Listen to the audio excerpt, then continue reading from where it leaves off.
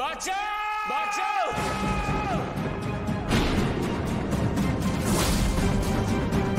জ্যোৎস্না, বাঁচান আমায়। কেউ আমার কথা শুনতে পাচ্ছেন?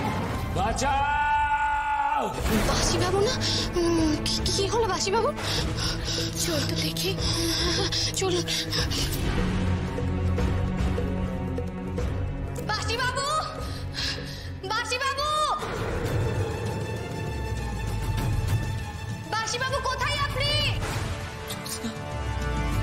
জ্যোৎস্না, আমি এখানে।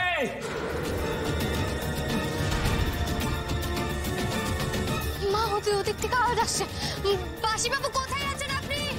আমি আপনাকে দেখতে পাচ্ছি না। বাবা, বাবা বিক্রম, আমরা তো তোমাকে দেখতে পাচ্ছি না। বাসি বাবু কোন দিকে আছেন? আমি দেখতে পাচ্ছি না আপনাকে। জ্যোৎস্না, আমি কুয়োর ভিতরে পড়ে গেছি। আপনি সামনে দেখুন, সামনে একটা কুয়ো আছে।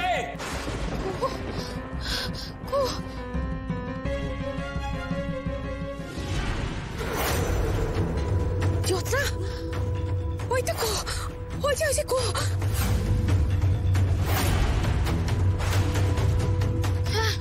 মা চলুন চলুন।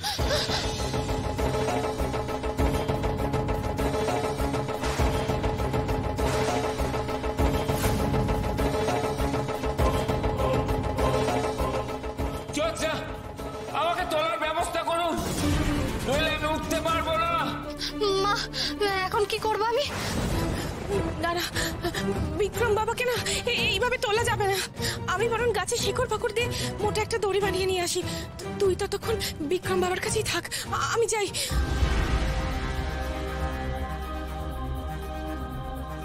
বাসি বাবু, আপনি এখানে পড়লেন কিভাবে? আমি ঝড়ে খাওয়ার জল আনতে যাচ্ছিলাম, একটা পরিত্যক্ত কুয়ো আছে, সেটা আমি খেয়াল করিনি, হঠাৎ করে এখানে পড়ে গেলাম। আপনি যে কি করেন না, দেখে চলতে পারেন না। আপনি চিন্তা করবেন না, আপনাকে কুয়ো থেকে এক্ষুনি উঠানোর ব্যবস্থা করছি আমি। দাঁড়ান দাঁড়ান।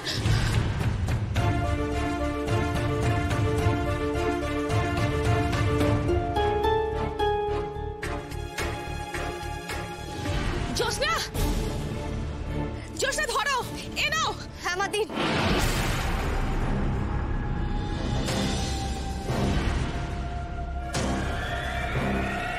বাসি বাবু দড়ির প্রান্তটা ধরুন, নিন।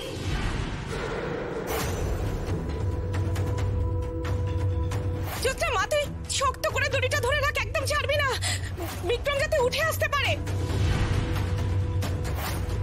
ধরুন ভালো করে।